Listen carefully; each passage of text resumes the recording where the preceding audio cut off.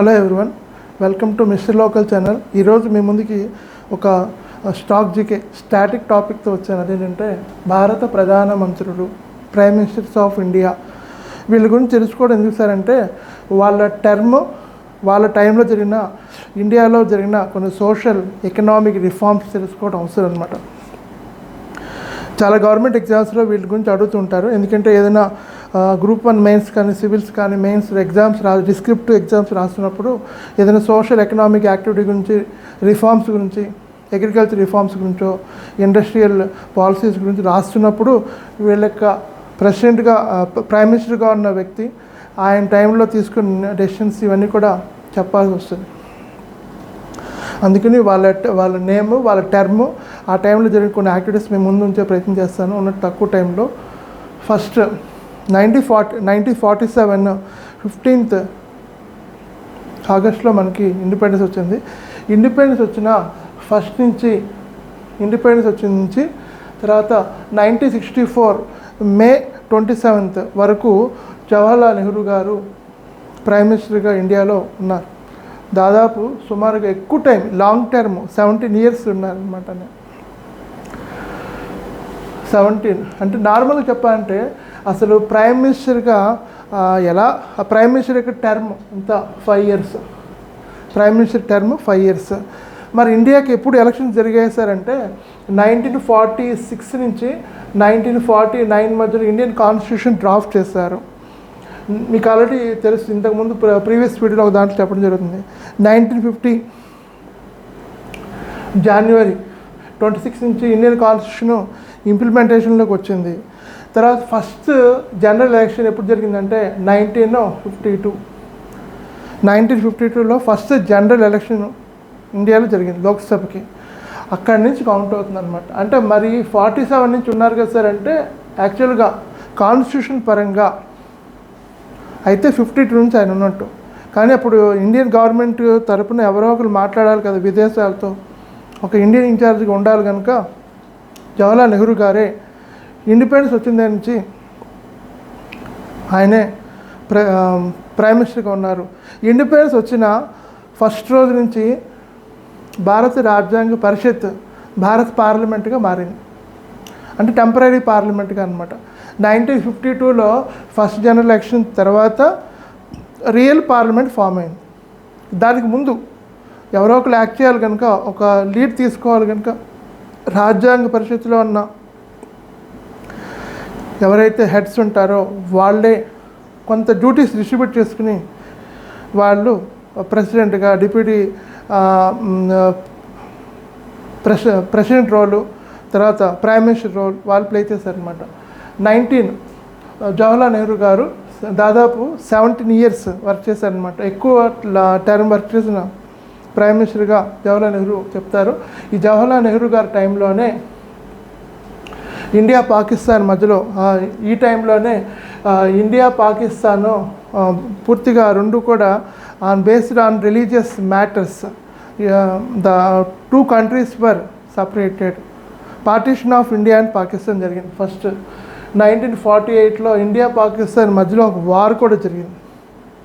ఇంకేనా తర్వాత ఈ టైంలోనే 1954లో ఇండియా చైనా మధ్యలో పంచశీల్ అనే ఒక అగ్రిమెంట్ జరుగుతుంది. పంచశీల్ అంటే 5 aspectsలో 5 principles మీద Indian government, China government, Indian prime మినిస్టర్గా ఉన్న జవహర్లాల్ నెహ్రూ గారు, చైనా ప్రైమ్ మినిస్టర్గా ఉన్న చౌ అండ్ లై వాళ్ళిద్దరూ 1954లో ఒక అగ్రిమెంట్కి వస్తారు. దాన్ని పంచశీల్ అంటారు.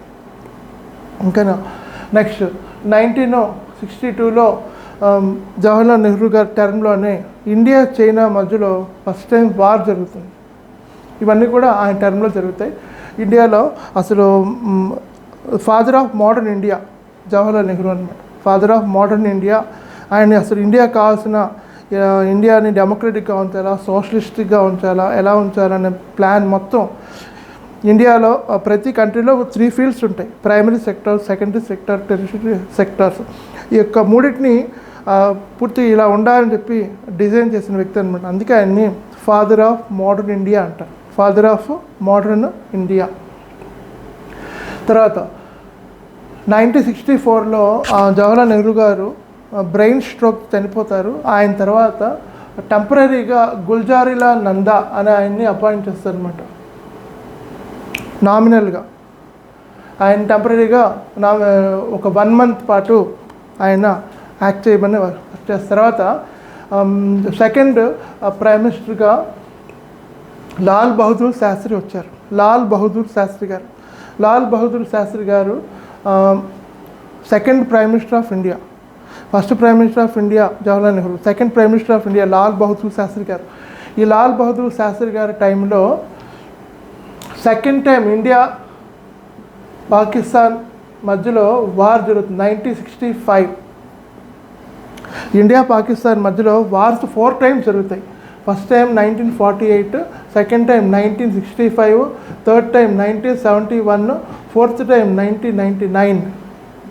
First time war Pandit Jawaharlal Nehru గారి టైం జరుగుతుంది. ఇండియా పాకిస్తాన్ మధ్యలో సెకండ్ టైం వార్ అనేది లాల్ బహదూర్ శాస్త్రి గారి టైం జరుగుతుంది అనమాట. ఈ టైంలో ఇండియా పాకిస్తాన్ని పూర్తిగా డిఫీట్ చేస్తుంది. ఆ పాకిస్తాన్ వాళ్ళు ఏం చేస్తారంటే రష్యా సపోర్ట్తో ఇండియాతో ఒక అగ్రిమెంట్ తీసుకోవడం కోసం ఇండియన్ ప్రైమ్ మినిస్టర్ని రష్యన్ కంట్రీ అయిన తాష్కండ్ అనే చోట పిలుస్తారు. అండ్ ఢిల్లీలో అగ్రిమెంట్ చేయొచ్చు, కానీ అది మీ ప్లేస్ కదా, మీ అక్కడికి రాము. లేకపోతే ఇస్లామాబాద్ పాకిస్తాన్ క్యాపిటల్ చేసుకోవచ్చు, అక్కడ అది వాళ్ళ ప్లేస్ కదా, మనం వెళ్ళం. అందుకని ఏం చేస్తారంటే వేరే చోట థర్డ్ ప్లేస్లో తాష్కండ్ అనే ప్లేస్లో 1966లో లాల్ బహదూర్ శాస్త్రి గారిని ఇన్వైట్ చేస్తారు అగ్రిమెంట్ కోసం. అక్కడ ఆయన పాయిజన్ ఫుడ్ తీసుకుని ఆయన చనిపోతారంట. ఓకేనా. ఇండియన్ ల్యాండ్ బయట అవుట్స్కట్స్లో ఒక భారత భూభాగం వెలుపల చనిపోయిన మొదటి ప్రధాని ఎవరంటే లాల్ బహదూర్ శాస్త్రి గారు. చాలా తక్కువ టైం చనిపోతారండి. లాల్ బహదూర్ శాస్త్రి గారి ఇంపార్టెన్స్ ఏంటంటే ఆయన తక్కువ టైం వర్క్ చేసిన ఆయన యొక్క ఎఫర్ట్స్తో ఇండియాలో అగ్రికల్చరల్లో రిఫార్మ్స్ వచ్చాయన్నమాట. గ్రీన్ రివల్యూషన్కి అగ్రికల్చర్ సైంటిస్ట్ ఎవరైతే ఉంటారో వాళ్ళందరినీ గ్రూప్ ఆయన ఒక అసెంబుల్ చేసి చోట ఇండియాకి ఉన్న షార్టేజ్ ఆఫ్ ఫుడ్ గ్రెయిన్స్ని ఓవర్కమ్ చేయడం కోసం ఆయన ఫుల్ పవర్స్ అగ్రికల్చర్ సైంటిస్ట్కి ఆయన ఇవ్వడం జరుగుతుంది. డాక్టర్ ఎంఎస్ స్వామినాథన్ ఇలాంటి వాళ్ళని ఆయన పూర్తిగా ఇన్నోవేటివ్గా థింక్ చేసి గ్రీన్ రివల్యూషన్ కావాల్సిన ఫండ్స్ అండ్ సోర్సెస్ అన్నీ కూడా ఆయన ఇవ్వడం జరిగింది. ఆయన ఎఫర్ట్స్ మూలంగా ఇండియాలో ఈరోజు గ్రీన్ రెవల్యూషన్ వచ్చింది. లాల్ బహదూర్ శాస్త్రి గారి term completed. Next one, Lal Bahadur Shastri గారు తాష్కండ్లో చనిపోయిన తర్వాత మళ్ళీ ఇండియన్ ప్రైమ్ మినిస్టర్ చైర్ ఖాళీగా ఉంది. ఆ టైంలో మళ్ళీ తక్కువ టర్మ్కి గుల్జారీలాల్ నందా గారిని సెకండ్ టైం టెంపరీగా ప్రైమ్ మినిస్టర్ చైర్లో అపాయింట్ చేస్తారు. తర్వాత జవహర్లాల్ నెహ్రూ గారి యొక్క కుమార్తె ఇందిరాగాంధీ గారిని తీసుకొచ్చి 1966 నుంచి 77 మధ్యలో ప్రైమ్ మినిస్టర్గా ఆవిడని అపాయింట్ చేస్తారనమాట. 1967లో లోక్సభకి ఎలక్షన్ జరుగుతుంది. దాన్ని fourth general election to Lok Sabha అంటారు. Fourth general election to Lok Sabha. తర్వాత ఈ టైంలో ఇందిరాగాంధీ గారు ప్రైమ్ మినిస్టర్గా ఉన్నారు. 1971లో కూడా 5th లోక్సభ జనరల్ ఎలక్షన్ జరుగుతుంది. ఈ టైంలో కూడా ఇందిరాగాంధీ గారే ప్రైమ్ మినిస్టర్గా ఎలక్ట్ అవుతారు. 1977లో 6th లోక్సభ జనరల్ ఎలక్షన్ జరుగుతుంది. 6th general election to Lok Sabha. ఈ టైంలో ఇందిరాగాంధీ గారు ఆవిడ చేసిన కొన్ని రిఫార్మ్స్ ప్రజలకు నచ్చక అపోజిషన్ వాళ్ళు ప్రజలు అందరూ ఆవిడని పూర్తిగా ఓడిస్తారనమాట. అంటే 1977లో ఆవిడ ఓడిపోయేంత వరకు వర్క్ చేశారనమాట. నెక్స్ట్ 1977 నుంచి 79 వరకు మొరార్జీ దేశాయ్ గారు first non Congress prime minister అనమాట. ఈయన ఇంపార్టెన్స్ ఏంటంటే first non Congress prime minister అనమాట. ఆయన వర్క్ చేస్తారనమాట. తర్వాత 1979 నుంచి 80 వరకు చరణ్ సింగ్ అని ఆయన ప్రైమ్ మినిస్టర్గా వర్క్ చేస్తారు. ఈయన ఇంపార్టెన్స్ ఏంటంటే ఈయన అసలు పార్లమెంట్లోకి వెళ్ళకుండా రిజైన్ చేశాడు. ఆయన పార్లమెంట్లో వాళ్ళు ఉన్న మెంబర్స్ ఈయన ప్రైమ్ మినిస్టర్గా మనం అపాయింట్ చేసుకుందామని తీర్మానించుకున్నారు. కానీ ఈయన పార్లమెంట్లోకి కాలు కూడా పెట్టకుండా రిజైన్ చేశారనమాట. నెక్స్ట్ 1980లో మళ్ళీ ఎలక్షన్ జరుగుతుంది, జనరల్ ఎలక్షన్. తర్వాత ఈ ఎలక్షన్లో ఇందిరాగాంధీ గారే మళ్ళీ స్ట్రీమ్ రోల్ మెజారిటీతో ఆవిడే మళ్ళీ ప్రైమ్ మినిస్టర్ ఆఫ్ ఇండియాగా వస్తారు మెజారిటీతో. 1984 నార్మల్గా అయితే ప్రైమ్ మినిస్టర్ టర్మ్ 5 years, ఓకేనా.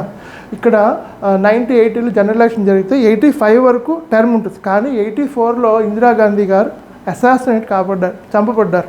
ఆవిడ సెక్యూరిటీ గార్డ్సే ఆవిడని దగ్గర నుంచి షూట్ చేస్తారనమాట. 1984 October 31 ఇందిరాగాంధీ చనిపోయారు. అందుకే ఆవిడ చనిపోయేంత వరకు ఆవిడ ఉన్నారు. ఆవిడ చనిపోయిన తర్వాత వాళ్ళ అబ్బాయి రాజీవ్ గాంధీ గారు ప్రైమ్ మినిస్టర్ ఆఫ్ ఇండియాగా లీడ్ తీసుకున్నారు. తర్వాత 1985లో జరిగిన ఎలక్షన్స్లో కూడా ఆయనే వస్తారు, రాజీవ్ గాంధీ గారు. సింపతి వేవ్తో ఆయన ఎలక్ట్ అవుతారు. 1984 జనరల్ ఎలక్షన్స్ తర్వాత 89 వరకు రాజీవ్ గాంధీ గారు ప్రైమ్ మినిస్టర్గా ఉంటారు. రాజీవ్ గాంధీ గారే ఇండియాలో న్యూ ఎడ్యుకేషన్ పాలసీని తీసుకొచ్చారు. 10+2+3 అనే సిస్టమ్ తీసుకొచ్చారనమాట. ఇందిరాగాంధీ గారు అయితే 1968లో న్యూ ఎడ్యుకేషన్ పాలసీ తీసుకొచ్చారు ఫస్ట్ టైం, ఓకేనా. 1968లో ఆవిడ చూడండి, ఇక్కడ మనం చెప్పుకున్న టర్మ్లో ఈ టైంలో ఫస్ట్ టైం ఆవిడ న్యూ ఎడ్యుకేషన్ పాలసీ ఇండియాకి తీసుకొచ్చారనమాట. ఫస్ట్ టైం 1968లో ఇండియాలో న్యూ ఎడ్యుకేషన్ పాలసీ ఫామ్ అయింది. తర్వాత ఒక ల్యాండ్ మార్క్గా 1986లో రాజీవ్ గాంధీ గారు 10+2+3 అని పట్టుకొచ్చారు. తర్వాత రాజీవ్ గాంధీ గారి టర్మ్లో ఇండియన్ గవర్నమెంట్ శ్రీలంక వాళ్ళతో శ్రీలంకలో ఉన్న గవర్నమెంట్తో మన వాళ్ళు కొన్ని అగ్రిమెంట్స్ చేసుకున్నారు అనమాట. ఎందుకంటే శ్రీలంకలో చాలామంది ఇండియన్స్ ఉంటారు, జాఫ్నా అనే ఏరియాలో ఇండియన్స్ ఉంటారనమాట. అక్కడ శ్రీలంక గవర్నమెంట్ కానీ శ్రీలంక సివిలియన్స్ కానీ ఇండియన్స్ ఎవరైతే ఉంటారో వాళ్ళని కొంచెం ఇబ్బందిగా పెడుతున్నారు. వాళ్ళని ఆ ఇబ్బంది నుంచి ఇండియన్స్ కాపాడడం కోసం ఇండియన్ గవర్నమెంట్ శ్రీలంకకి సపోర్ట్ చేసింది, ఫైనాన్షియల్గా, ఆర్మ్డ్ సపోర్ట్గా, వాళ్ళకి ఏం కావాలో అన్ని రకాలుగా ఇండియన్స్ కోసమే వాళ్ళు సపోర్ట్ చేసింది అనమాట. తర్వాత 1989 నుంచి 90 మధ్యలో విపి సింగ్ గవర్నమెంట్ వచ్చింది. అంటే ఇక్కడ ఎలక్షన్ జరిగి ఈ టైంలో ఏమవుతుందంటే ఒక సెంట్రల్ లెవెల్లో ఒక పార్టీకి మెజారిటీ రాలేదు, 3-4 పార్టీలు 5-6 పార్టీలు గ్రూప్ అయ్యి అలయన్స్ అనమాట, కోయలేషన్ గవర్నమెంట్ ఫామ్ అయ్యి. ఈ తక్కువ టైంలోనే ఉన్న అలయన్స్లో ఫస్ట్ విశ్వనాథ్ ప్రతాప్ సింగ్ అని ఆయన ప్రైమ్ మినిస్టర్గా వర్క్ చేస్తారు. తర్వాత ఆయనకి మెజారిటీ పడిపోతుంది. తర్వాత మళ్ళీ చంద్రశేఖర్ అని ఆయన ప్రైమ్ మినిస్టర్గా ఆయన వర్క్ చేస్తారనమాట. ఇది ఏంటంటే ఒక రకంగా 1989 నుంచి 1991 ఈ మధ్యలో ఉన్న టర్ము ఇండియన్ గవర్నమెంట్ పూర్తిగా స్టెబిలిటీ లేకుండా ఉన్న టైం అనమాట. 6 monthsకి 1 yearకి 1.5 yearకే ప్రైమ్ మినిస్టర్ పూర్తిగా అంటే చైర్లోంచి మారిపోవటం, కొత్త వాళ్ళు అంటే సపోర్ట్ చేసిన పార్టీస్ వాళ్ళ యొక్క విల్స్ ఏవైతే విషెస్ ఉంటాయో అవి ఫుల్ఫిల్ కాలేదని చెప్పి ఆయనకి సపోర్ట్ విత్డ్రా చేసుకోవటం, ఆయన చైర్లోంచి ఆయన దిగిపోవటం, ఓకేనా. నో మోషన్ కాన్ఫిడెన్స్ పెట్టడం. ఈ టైంలో పూర్తిగా ఇండియన్ గవర్నమెంట్ కూడా పొలిటికల్గా ఎకనామిక్గా కూడా చాలా ప్రాబ్లమ్స్ ఫేస్ చేసింది. విపి సింగ్ తర్వాత చంద్రశేఖర్ గారు వచ్చారు. నెక్స్ట్ 1991లో మళ్ళీ జనరల్ ఎలక్షన్ జరుగుతాయి. ఆ తర్వాత అప్పుడు కాంగ్రెస్కి మెజారిటీ రాలేదు, అయినా సరే అప్పుడు ప్రైమ్ మినిస్టర్గా ఎవరైతే అపాయింట్ చేయబడ్డారో పివి నరసింహారావు గారు, ఈయన ఫస్ట్ సౌత్ ఇండియన్ అనమాట.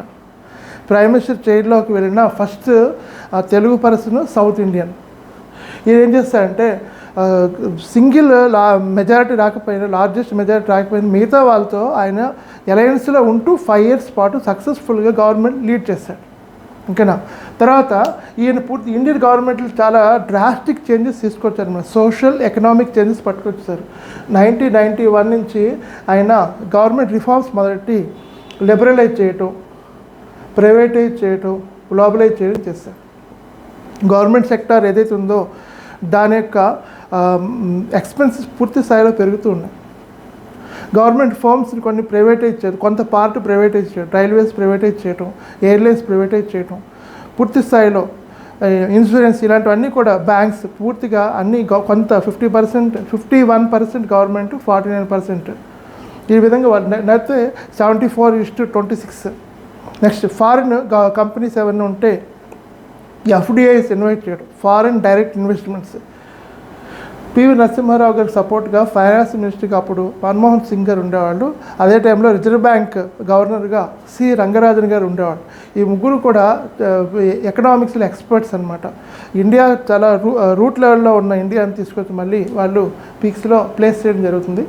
నెక్స్ట్ 1996లో జరిగిన ఎలక్షన్స్లో అటల్ బిహారీ వాజ్పేయి గారు ప్రైమ్ మినిస్టర్గా ఉంటారు. ఇది అప్పుడు ఫామ్ అయిన గవర్నమెంట్ కోయిలేషన్ గవర్నమెంట్. కేవలం ఒకే ఒక ఓటు మెజారిటీ రాలేదని చెప్పి 13 డేస్లో ఆయన ఓడిపోతారు అనమాట. 13 డేస్లోనే ఆయన యొక్క పదవికి రాజీనామా చేసి మళ్ళీ ఎలక్షన్స్కి వెళ్తారు. మళ్ళీ 1996లో మళ్ళీ ఎలక్షన్ జరుగుతాయి. అప్పుడు ఎలక్షన్ తర్వాత వచ్చిన కోయిలేషన్ గవర్నమెంట్లో హెచ్డి దేవగౌడ్ గారు ప్రైమ్ మినిస్టర్గా ఉంటారు. తర్వాత మళ్ళీ 97 నుంచి 98 మధ్యలో ఐకే గుజ్రాల్ గారు ప్రైమ్ మినిస్టర్గా ఉంటారు. నార్మల్గా అయితే ప్రైమ్ మినిస్టర్గా 5 years టర్మ్ ఉండాలి. కానీ ఇక్కడ ఇవన్నీ ఈ టైంలో కోయిలేషన్ గవర్నమెంట్స్ అనమాట. ఈ టైంలో ఒక లార్జెస్ట్ పార్టీ కాకుండా 3, 4, 5 పార్టీలు కోయిలేట్ అయ్యి గ్రూప్ అయి సిండికేట్ చేసిన దానివల్ల వాళ్ళు ఏదో టైంలో మెజారిటీ విత్డ్రా చేసుకోవడం, దానివల్ల ఇక్కడ ప్రైమ్ మినిస్టర్స్గా 6 monthsకి 13 daysకి మారటం, 6 monthsకి మారటం, 1 yearకి మారటం జరిగింది. తర్వాత 1998 నుంచి 2004 మధ్యలో బీజేపీ గవర్నమెంట్ ఫామ్ అయింది. దాన్ని అప్పుడు కూడా కోయిలేషన్ గవర్నమెంట్ దాని పేరు ఏంటంటే ఎన్డీఏ అనమాట, నేషనల్ డెమోక్రటిక్ అలయన్స్. అంటే అందులో మెజారిటీ పార్టీ ఏదంటే బీజేపీ, వాళ్ళకి మిగతా వాళ్ళు సపోర్ట్ అనమాట. పెట్టిన గ్రూప్ పేరు ఏంటంటే ఎన్డీఏ. ఈ 5 years పాటు బీజేపీ గవర్నమెంటు ఎన్డీఏ వర్క్ చేసింది. తర్వాత 2004 నుంచి 2014 మధ్యలో 2 terms కాంగ్రెస్ గవర్నమెంట్ వచ్చింది. దానికి ఉన్న టర్మ్ ఏంటంటే అది కూడా కోయిలేషన్ గవర్నమెంటే, సింగిల్ లార్జెస్ట్ కాదు. దాని UPA, United Progressive Alliance. Congress లీడ్లో మిగతా వాళ్ళందరూ సపోర్టర్స్ అనమాట. వీళ్ళందరూ యూపీఏ అనే టైటిల్తో అలయన్స్ అనమాట. 2004 నుంచి 2014 మధ్యలో 2 terms యూపీఏ గవర్నమెంట్ వర్క్ చేసింది. ఆ టైంలో డాక్టర్ మన్మోహన్ సింగ్ గారు 2 terms ప్రైమ్ మినిస్టర్గా వర్క్ చేశారు. 2014 నుంచి 2019 వరకు ఫస్ట్ టర్మ్ నరేంద్ర మోడీ గారు వర్క్ చేశారు. 2019 జనరల్ ఎలక్షన్ తర్వాత కూడా present up to now Narendra Modi గారే ఉన్నారు. అంటే first term already Narendra Modi గారు కంప్లీట్ చేస్తారు సక్సెస్ఫుల్గా. సింగిల్ లార్జెస్ట్గా బీజేపీ వాళ్ళకి వచ్చింది, అప్పుడు అలయన్స్ కాదు. 2019 తర్వాత కూడా బీజేపీకి మిగతా వాళ్ళతో సపోర్ట్ అవసరం లేదు, వాళ్ళే సింగిల్ మెజారిటీ తెచ్చుకున్న పార్టీగా లీడ్ చేస్తున్నారు.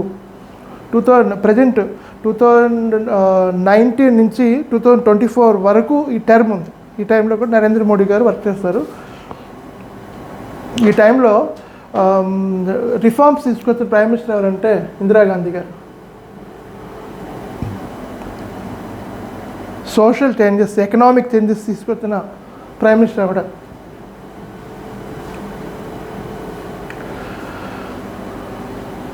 జవహర్లాల్ నెహ్రూ గారు ఇండియాకి సంబంధించిన ఫస్ట్ ఆయన బ్లూ ప్రింట్ రెడీ చేశారనమాట. ఫాదర్ ఆఫ్ మోడర్న్ ఇండియా అంటారు ఆయన, father of modern India. Next prime మినిస్టర్గా వర్క్ చేసిన ఫస్ట్ విమెన్ ఇందిరాగాంధీ గారు మాత్రమే ఫస్ట్. ఇప్పటిదాకా వర్క్ చేసిన వాళ్ళు ఆవిడ మాత్రమే విమెన్, మిగతా అందరూ కూడా మెన్. ఈ వీడియో మీకు నచ్చితే లైక్ చేయండి, షేర్ చేయండి, ఈ ఛానల్ని సబ్స్క్రైబ్ చేయండి. Thank you.